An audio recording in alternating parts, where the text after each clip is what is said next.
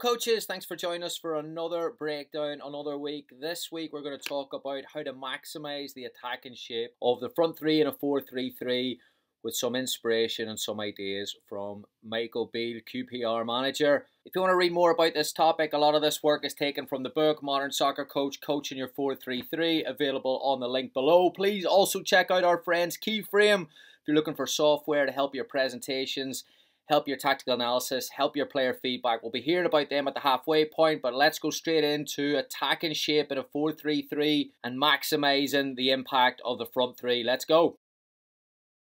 So when I look at teams that struggle to generate chances and score goals in a 4-3-3, it's typically down to the distances between the 7, 9, 11 and the role of the three midfielders here. So when it's a possession-based team and they're looking to build, sometimes those three midfielders are over-relied upon to help the team get out of a press. Then once they do break out against a press, those three players up front are isolated against four defenders. The distances are too big. The 9 is covered by two centre-backs, allowing one centre-back to be really aggressive, and then the ball turning over around the halfway line without a chance created or the team getting in a position to counter-press and compete for second balls. So let's take a look at how we combat this, looking at some shapes that we can adapt with those three midfielders and those three forwards up front. So I wrote about these ideas from Michael Beale in the 4-3-3 book. A few years ago, Michael Beale, when he was with Liverpool under-23s, delivered a presentation with Inspire Coach Ed, brilliant platform, on the front three and changing the role of the front three. So sometimes we take a traditional 4-3-3 framework and we think that those two wide players have to stay wide. And Michael Beale challenged coaches to change the hat, is what he called it, the top end of the team. Change the hat to manipulate the attacking shape, challenging the opposition to adapt and then opening up spaces in other areas of the pitch. So we're going to look at that hat now, and we're looking at a few variations of that hat from Michael Beale and what that could actually bring to your team if you're a little bit more adaptable in how you position those front three. Again, if you want to read more about it, the link is below in the 4-3-3 book. Okay, variations, let's go.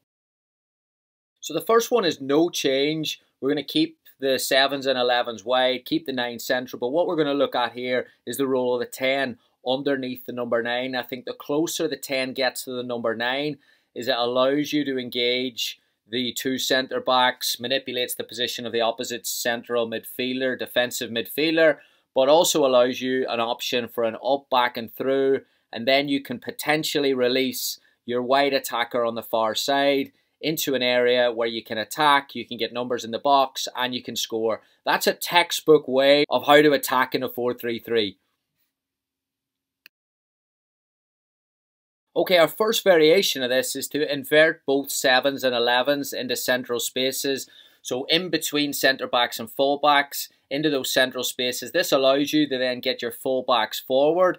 It creates a central overload so that up, back and through option is available through your 8, your 10, your 9, your 11, different variations, allows you to get numbers centrally, and then once you progress the ball, it allows the wide channels to be accessed because it allows the runners to run from inside to out. So if you have speed up front, it's a great option to take advantage of space in behind, and if the ball is played into those wide players from an in-to-out run, you can then get numbers in the box with a box cross and a finish and a good chance to score.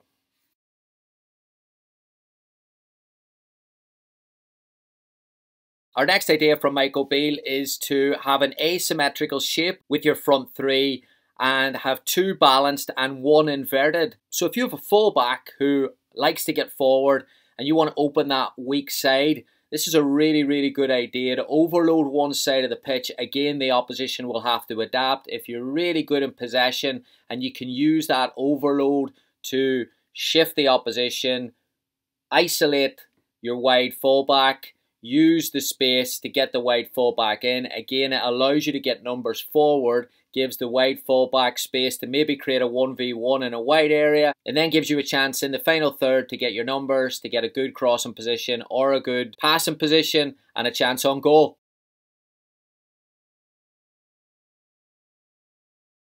Our next idea from Michael Beale is to drop your 7s and 11s inside and further back so they become wide number 10s. This is a really good way to overload if the opposition are playing with one defensive midfielder overload that space around that midfielder, and now you have players central to help you build, allowing your fullbacks to get wide, also allowing you to have a numerical advantage in a really high value position on the pitch, and allows passing windows to maybe release those 7s, 11s and 9s for through balls in on goal. Really interesting shape.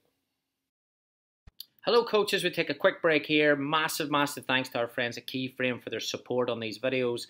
Video is a great coaching tool, but it's the telestration that has proven to take video to that next level. It improves understanding, aids retention, and the software can save time when you're coaching the player using videos.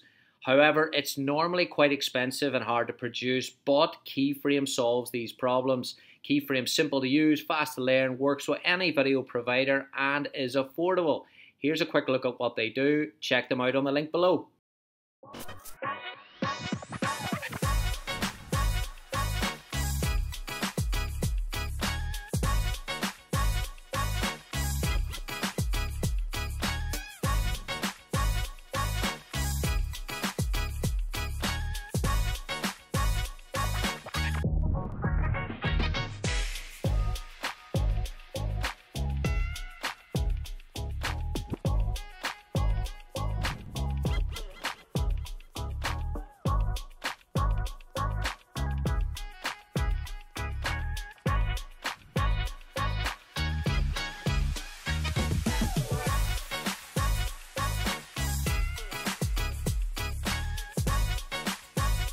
And then our last idea with Michael Beale in the hat is to put your 7 and 11 inside a game, but put your 9 further back, which pins your centre back and your full backs inside and creates a diamond with your midfield, again giving you a central overload, allowing you the possibility of releasing your full backs higher up the pitch, giving you good structure if you lose the ball.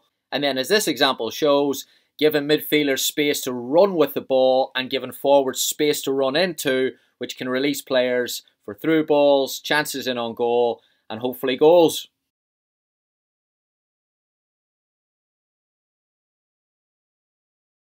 So there you go, some really good ideas there from Michael Beale.